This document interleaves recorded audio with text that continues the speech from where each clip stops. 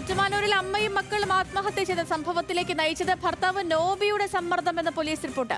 ഷൈനിയുടെയും മക്കളുടെയും മരണം തുടർച്ചയായ പീഡനത്തിനൊടുവിലെന്ന് പോലീസ് കോടതിയിൽ സമർപ്പിച്ച റിപ്പോർട്ടിൽ പറയുന്നു. പ്രകോപനപരമായ പല സംഭാഷണങ്ങളും നോബി നടത്തിയിരുന്നുവെന്നും കണ്ടെത്തലുണ്ട്. കേസിൽ പ്രതിയുടെയും ഷൈനിയുടെയും ഫോണുകളുടെ നിർണായക പരിശോധനാ ഫലമാണ് ഇനി ലഭിക്കാനുള്ളത്. ഗോകുൽ രമേശുണ്ട് കോട്ടയത്ത് നിന്ന്. Gokul, good morning.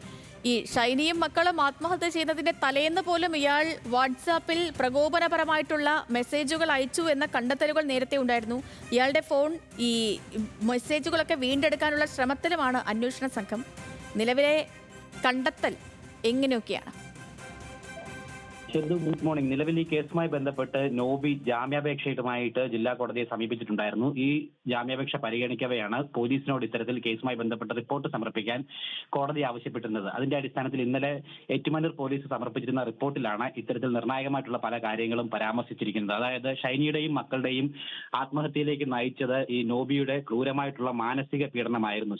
ഈ നോബിയുടെ വീട്ടിൽ വെച്ച് ക്രൂരമായി ശാരീരിക ഉപദ്രവവും ഏൽപ്പിച്ചിരുന്നു. അതിനുശേഷം ഷൈനി സ്വന്തം വീട്ടിൽ വന്ന് നിന്നതിന് ശേഷം പോലും മാനസികമായിട്ടും ഒക്കെ തന്നെ വളരെ വലിയ രീതിയിൽ അവരെ ഉപദ്രവിച്ചിരുന്നു നോബി എന്നുള്ളതാണ് പോലീസിന്റെ കണ്ടെത്തൽ. ഒപ്പം ഈ ഷൈനി മരിക്കുന്നതിന് തലേ ദിവസം നോബി ഫോൺ വിളിച്ച് ഫോൺ വിളിയിലുണ്ടായിട്ടുള്ള സംഭാഷണങ്ങളും പോലീസ് ആ റിപ്പോർട്ടിൽ ചൂണ്ടിക്കാണിക്കുകയും ചെയ്യുന്നുണ്ട്. അതായത് നീ നിന്റെ 2 മക്കളെയും കൊണ്ട് അവിടെ തന്നെ ഇരുന്നോടി, നിങ്ങൾ പോയി ചാക് എന്നുള്ള രീതിയിലുള്ള പ്രകോപനപരമായിട്ടുള്ള സംഭാഷണങ്ങളാണ് നോബി നടത്തിയിട്ടുള്ളതെന്നാണ് പോലീസ് കണ്ടെത്തിയിരിക്കുന്നത്. ഒപ്പം ഈ ഷൈനിയുടെയും നോബിയുടെയും ഫോണുകൾ പരിശോധനയ്ക്ക് വേണ്ടി കൊടുത്തിരിക്കുകയാണ്. അതിന്റെ റിപ്പോർട്ട് കൂടി ലഭിക്കേണ്ടതുണ്ട്. ഈ ഘട്ടത്തിൽ പ്രതിക്ക് ഒരു കാരണവശാലും ജാമ്യം നൽകി.